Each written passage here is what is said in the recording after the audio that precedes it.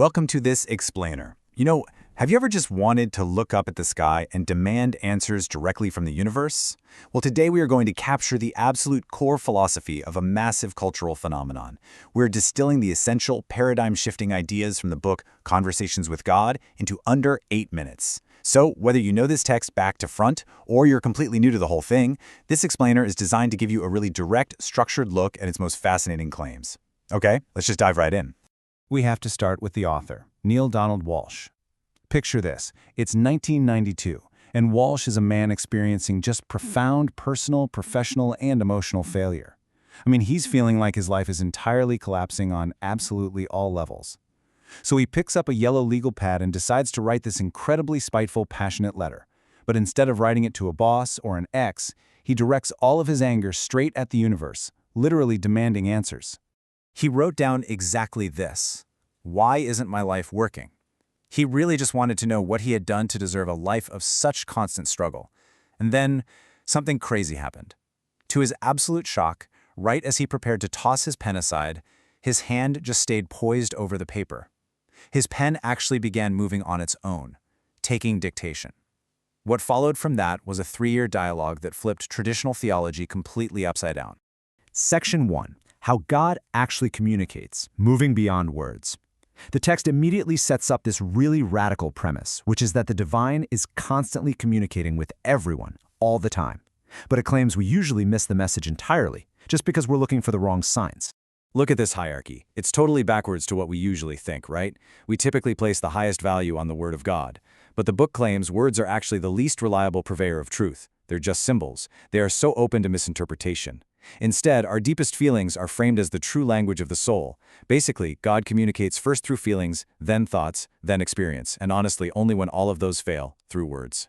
Now you might be wondering, okay, but how do I actually differentiate a divine message from just my own overactive imagination? Well, to solve this, the text provides a super simple, direct filter.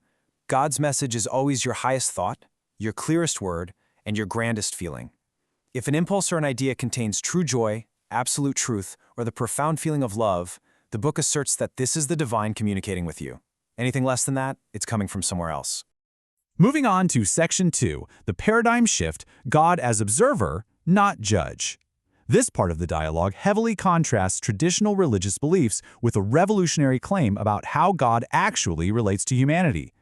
Just look at this stark divide. On the left side, we have that traditional mythology of a vengeful parent, a God who tests us, demands our obedience, and ultimately punishes us if we fall out of line. But on the right side is the book's claim. God is purely an observer. According to the text, God actually doesn't care what you do with your life, because the ultimate outcome is already completely assured. So instead of judgment, you are given absolute free will and unconditional love to just create your own reality. This shift completely flips the concept of prayer on its head. The text explicitly states, "You will not have that for which you ask, nor can you have anything you want." I know, it sounds totally contradictory at first glance, but the text explains that asking for something is fundamentally a statement of lack. If you say, "I want," you're just creating an ongoing physical experience of wanting in your life. So true prayer isn't begging for things, rather it's absolute gratitude. It's thanking the universe in advance for what is actually already given. Section 3. The root of all action, the dualistic engine. To figure out why human beings continually build things up, destroy them, and then rebuild them over and over, the book introduces this fundamental binary driving the whole engine of human experience.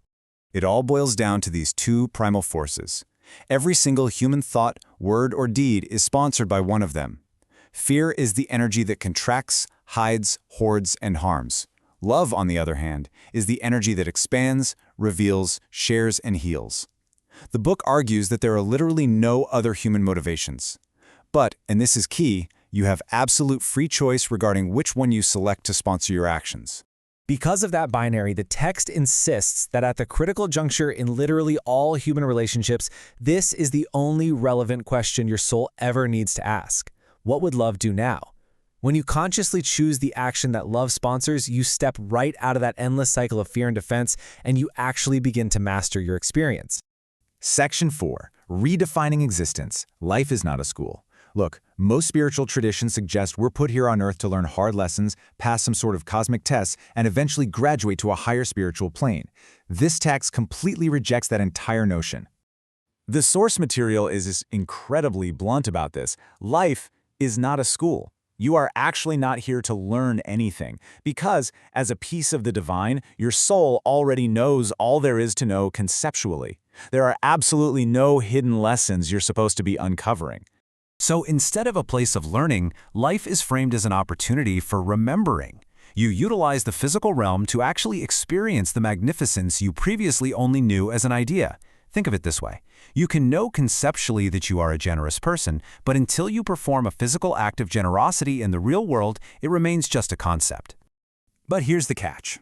To experience who you are, you have to have something to compare it against. To know the light, you literally must encounter the dark. The book explains that we intentionally stepped into this world of relativity and duality. We purposefully forgot our divine nature just so we could define ourselves against what we are not. You simply cannot experience yourself as a creator until you're placed in an environment where you must actively choose to create. Section 5. The process of creation, the Trinity of reality. Because life is a process of creation rather than discovery, the text outlines the exact mechanics of how you manifest your reality. This is how you take that raw, divine potential and turn it into your everyday experience. The book describes this three-part process, a trinity of reality. First, you conceive an idea through your spirit and thoughts. That's pure energy. Second, you push that energy out into the physical world via your mind and your spoken words. And finally, it completely manifests as a physical experience through your body and deeds, thought, word, and deed. This is the exact mechanism by which everything in your life is produced. By understanding these basic laws, you realize that your sponsoring thoughts directly construct your circumstances. Thought is just pure creative energy. If your sponsoring thought is fear, you attract that exact fearful energy right back into your life. The text posits that by mastering these laws, you completely stop being a victim of circumstance, and you become the conscious master of your own life. Which brings us to our final section, Section 6, the climax, reclaiming your divinity. If we follow this whole model to its logical conclusion, the ultimate goal of human existence becomes so much more radical than simply trying to be a good person or following a set of external rules. Life is inherently self-creative. The sole purpose of your life, according to this massive dialogue, is to continually decide who you want to become. You are constantly tasked with actively producing the highest conceptualization of yourself right here in physical reality. It's an ongoing, never-ending process of self-creation. And that brings us to the ultimate takeaway. By continually pausing to ask, what would love do now? And by aligning your thoughts, your words, and your deeds with love rather than fear, you actually achieve the goal of the soul. You remember who you really are. You reclaim your true nature as a divine creator, entirely ending the illusion of separation between you and the universe. It's a genuinely fascinating framework that radically shifts how we view our purpose, our relationships, and our own daily choices. So, as you step back into your day and face your next big decision, ask yourself, what would love do right now? If you enjoyed this, subscribe to In 8 Minutes and never miss what matters.